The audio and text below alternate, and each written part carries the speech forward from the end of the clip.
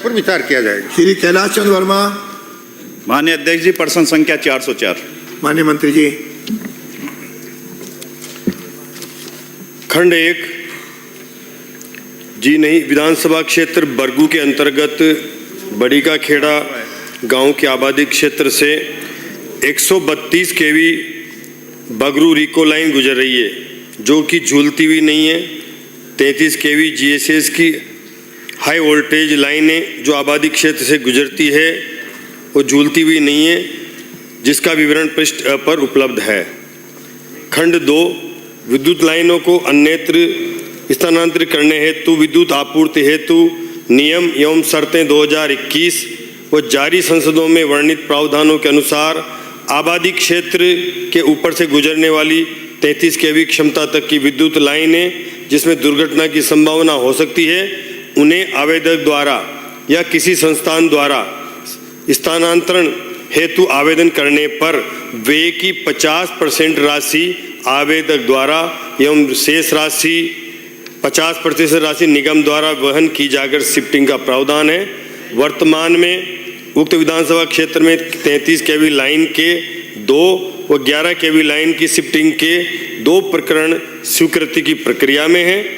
132 केवी एवं इससे अधिक वोल्टेज वाली विद्युत लाइनों को स्थानांतरित करने हेतु आवेदक द्वारा लागत की पूर्ण राशि जमा करवाने पर तथा पथाधिकार ROW की उपलब्धता एवं तकनीकी साध्यता के आधार पर किया जाता है।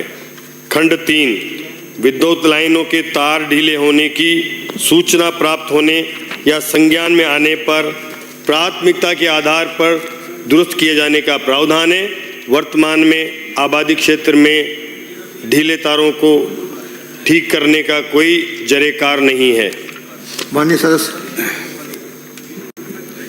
माननीय अध्यक्ष महोदय, मैं आपके माध्यम से मंत्री से जानना चाहूँगा कि जो घनी आबादी क्षेत्र के अंदर हाई वोल्टेज लाइनें निकलती है, अभी हाल ही के अंदर मुआना महापुरा जैसे गांवों के अंदर इस लाइनों से करंट लगने से 2 युवकों की जवान युवकों की मौत भी हुई है।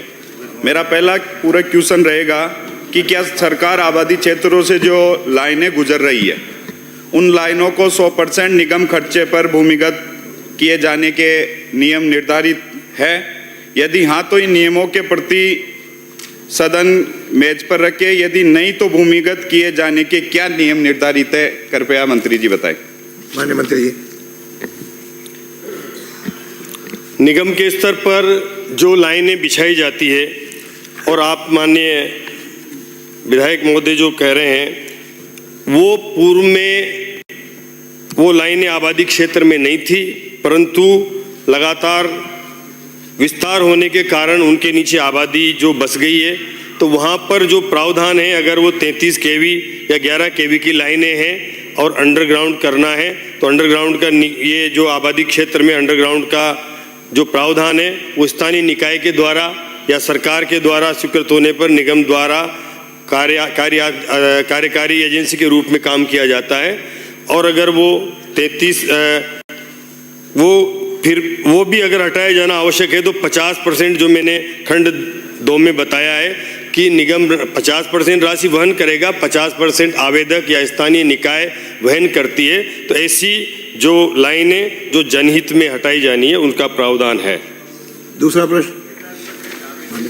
माननीय अध्यक्ष महोदय, मेरा दूसरा पूरक क्वेश्चन मंत्री महोदय से, क्या जो घनी आबादी क्षेत्र से जो लाइनें गुजरती है उनका भूमिगत करने के लिए नियम मात्र 50% की राशि डिपार्टमेंट वहन करता है? माननीय मंत्री जी ने ये बताया, मगर क्या सरकार सघन आबादी क्षेत्र से गुजर रही लाइनें जो बहुत हाई रिस्क की है और बगरू ही नहीं अपितु पूरे प्रदेश के अंदर ही कहीं न कहीं नगर पालिकाएँ नगर परिषद है उनमें ऐसी दिक्कतें कहीं न कहीं आती है, क्या इन लाइनों को निगम खर्चे पर 100% निगम खर्चे पर भूमिगत करवाने का विचार रखती है? और साथ ही माननीय अध्यक्ष जी, बगरू विधानसभा क्षेत्र के अंदर जो मैन नगर पालिका है वहाँ पे जुगल दरबार का मेला लगता है हर साल और लगभग 3 दिन ये मेला चलता है। 4 से 5 लाख लोग इस मेले के अंदर एकत्रित होते हैं। गोनेर जगदीश महाराज की धार्मिक नगरी है और बाबा बस्तीनाथ जी महाराज की भी धार्मिक नगरी है और मुआना, महापुरा और प्रश्न- बगरू नगर पालिका सहित दर्जनों गांवों के अंदर ऐसी लाइनें हैं। प्रश्न- क्या इसमें 100% निगम खर्चे के ऊपर सरकार का प्रावधान है? अगर इसको करना चाहती है तो कब तक, नहीं तो क्यों? माननीय मंत्री जी। माननीय अध्यक्ष महोदय, मैंने जैसे पूर्व में बताया कि अंडरग्राउंड करवाने के लिए स्थानीय नगर निकाय के द्वारा या सरकार के द्वारा ही करवाने का प्रावधान है।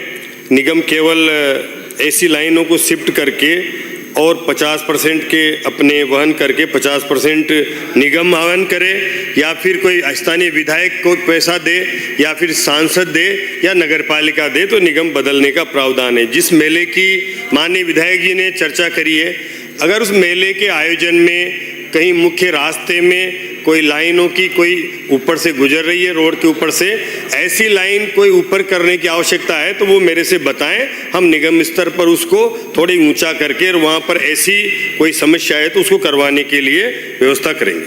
माननीय मंत्री जी। धन्यवाद मंत्री। अब